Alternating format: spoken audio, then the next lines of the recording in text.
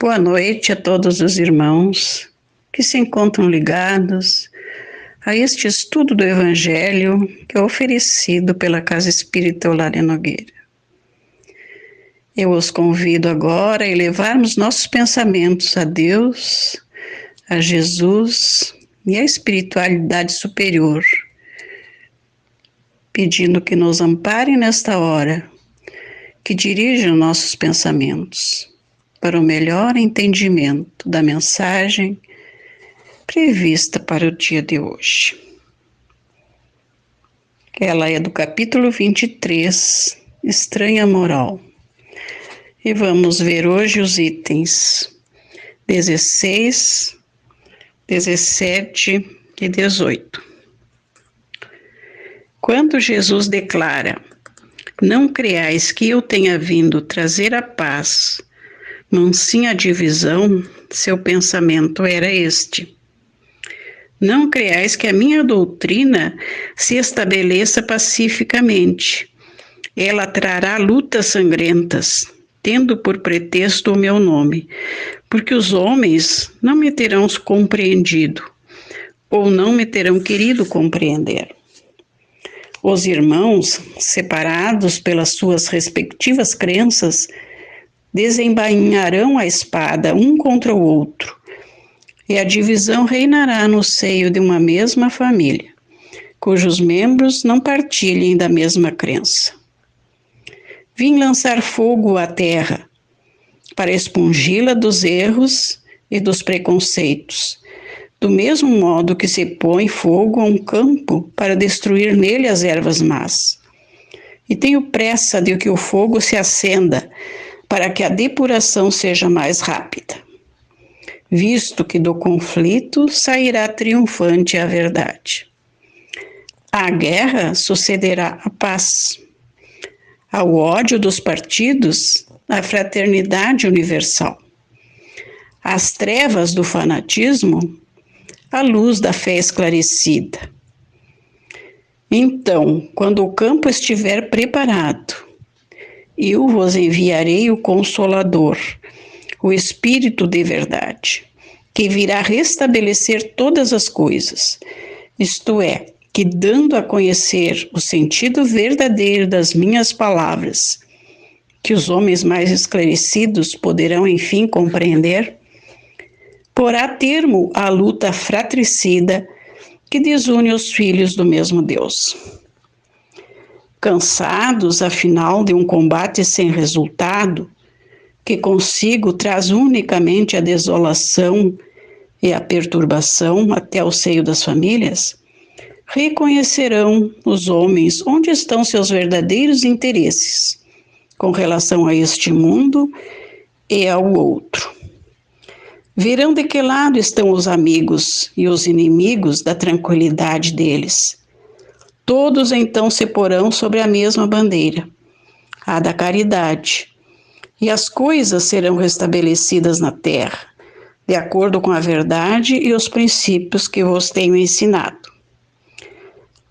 O Espiritismo vem realizar, na época prevista, as promessas do Cristo. Entretanto, não o pode fazer sem destruir os abusos. Como Jesus, ele topa com o orgulho, o egoísmo, a ambição, a cupidez, o fanatismo cego, os quais, levados às suas últimas trincheiras, tentam barrar-lhe o caminho e lhe suscitam entraves e perseguições.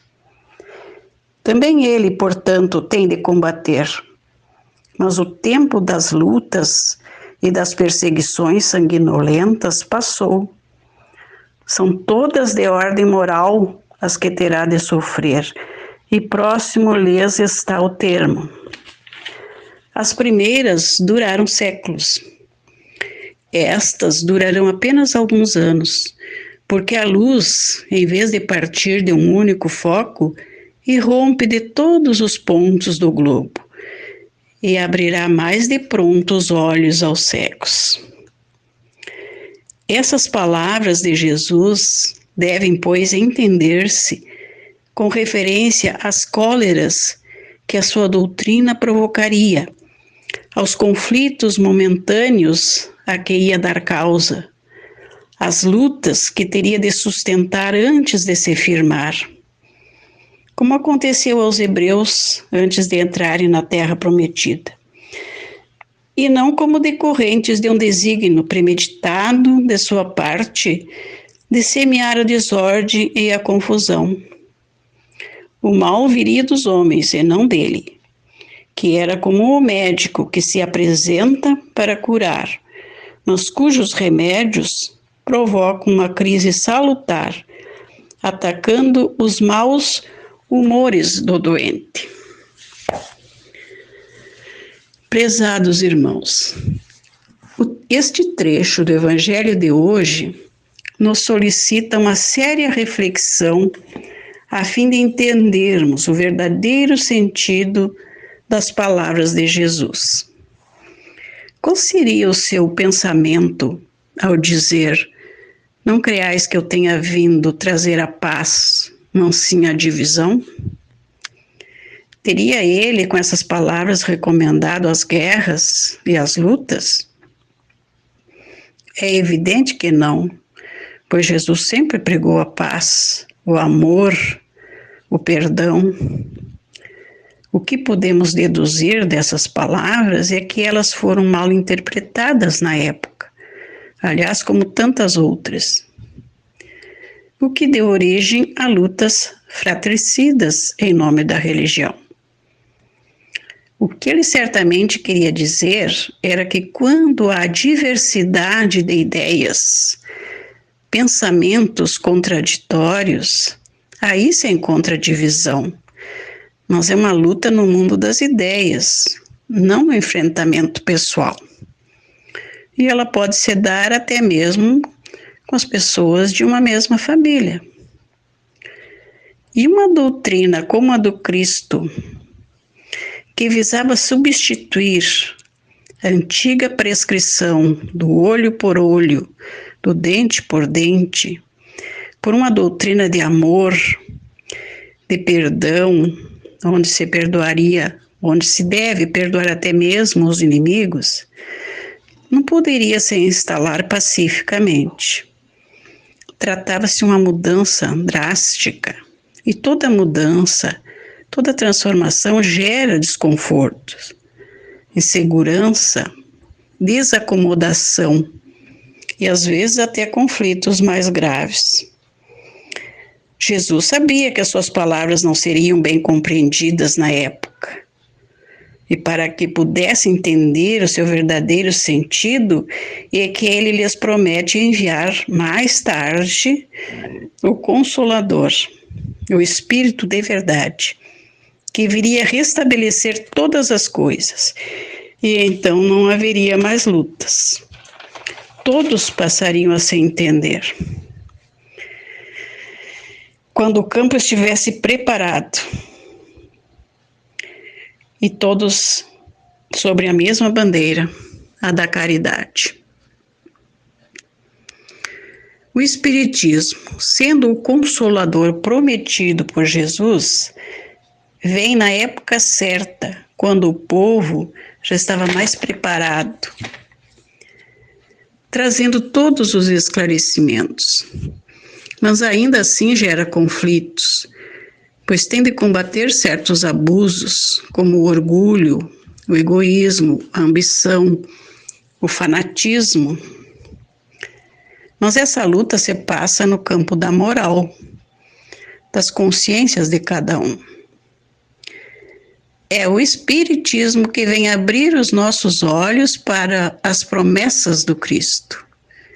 É através dele que passamos a ter o entendimento das suas mensagens.